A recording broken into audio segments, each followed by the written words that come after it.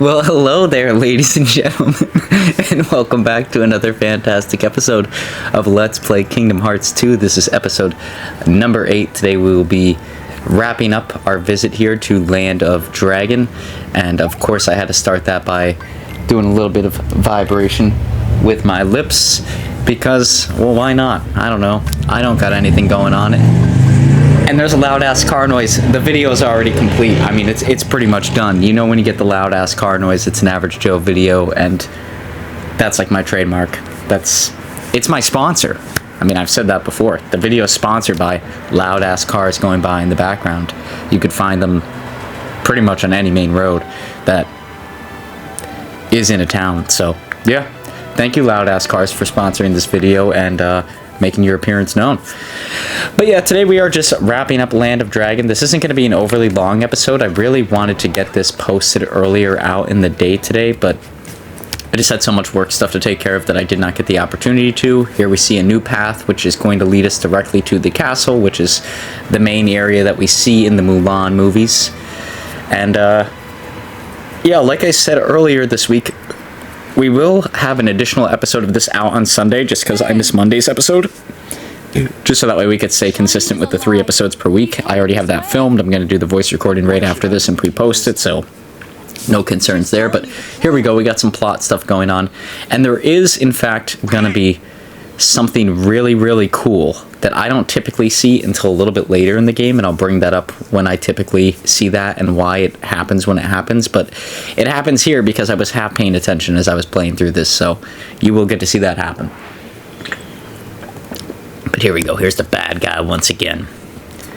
What's a bad guy without being somewhere iconic, like on top of a roof or holding a sword to somebody's head or something like that? Like, if you're a bad guy, you have to have a few of those instances where things are just about to go down and you really live in the moment. But there we go. Some of the soldiers turned to Heartless somehow. Don't know how that happened, because that's not like standard lore kind of stuff. That's like really off the wall bonkers that anything like that could happen. But I guess we'll live with it. I don't know. It's really bizarre. It's just sort of happening, and no one's questioning it, so that's great.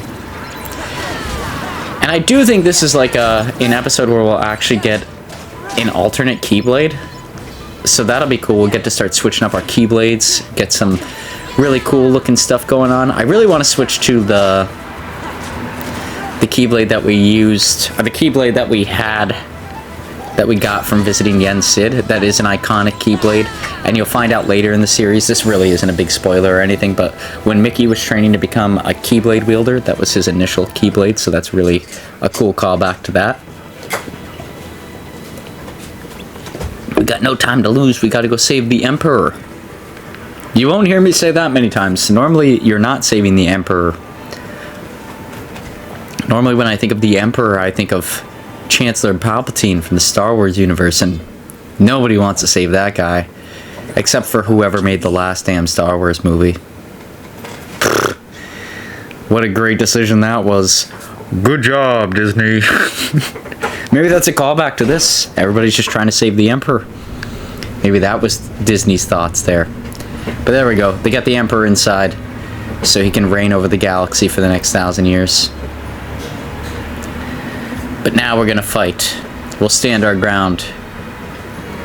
Even though I'm pretty sure, like, if I was him, I would think, like, well, we got a strong female character, which maybe has some plot armor, but we might be able to deal with her. We got a duck, a dog, and a man with a key. I think we could take these guys on. That would be my thought. I don't disagree with him going into a full-blown attack here. But here, this boss actually really does have an annoying gimmick where, like, we have to make sure the gates don't take a lot of damage either. This is something really stupid that this game tried to, like, implement really well, but ends up just doing a horrific job in general. Like, I really hate the way that this world tries to give this as, like, an overarching arc that, like, we're gonna be doing this a lot, when in all reality we're not. We do it there's times that we do it, but like other times in the game it feels more so appropriate than here. Here it just kind of feels like they didn't know what to throw into this boss fight, so they started throwing in nonsense. Because see, now I have to take a break from battling him to go and collect these orbs, and it's not replenishing my health or doing anything worthwhile. There's like no reason to do what we're doing here. Like, it just feels like a ginormous waste of time. And you see, because there's Heartless on the field, we're targeting them instead of him.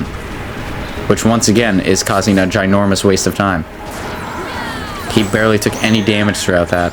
We should heal up here. But I'm not paying attention because, like I said, I was multitasking doing this episode.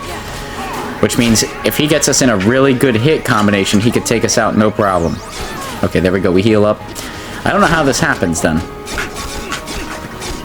Oh my god. Look at the damage he does. This is how it happens, because I have to run in and get that before I do anything else. Because this is consistently a problem with him. I need to heal up. There we go. I die. First death of the series, but you'll get to see...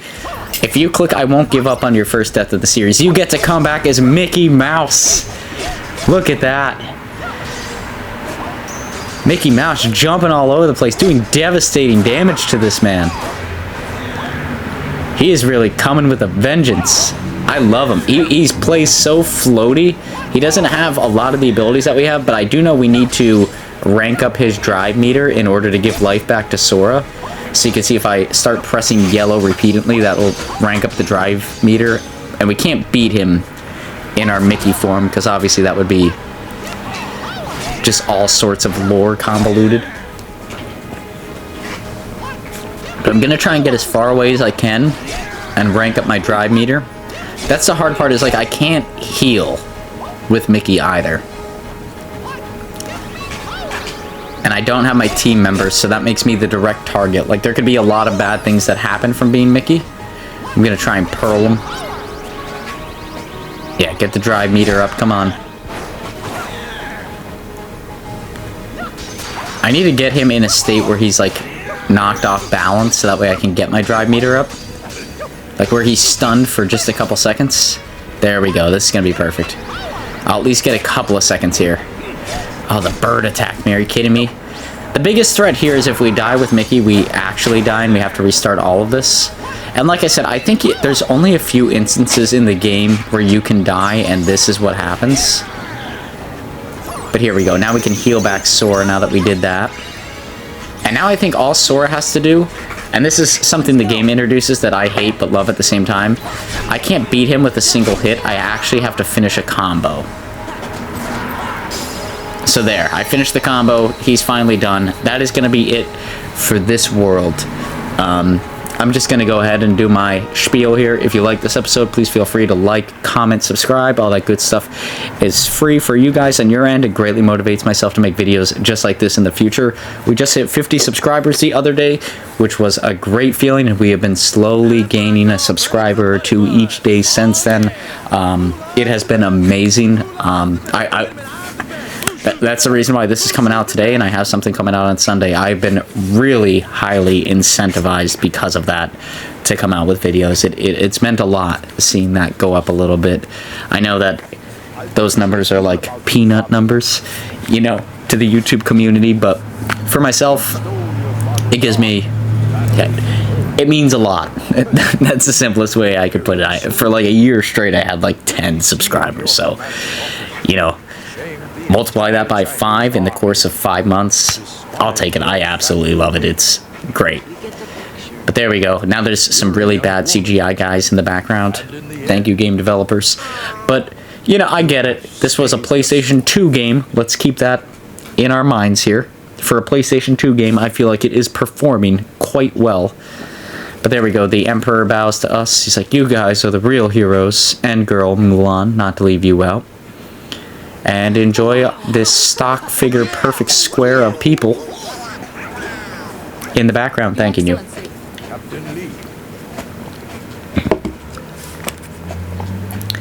And here is a crooked sword. Who would want this? It was used to murder people, burn down villages. And that's what we did for China.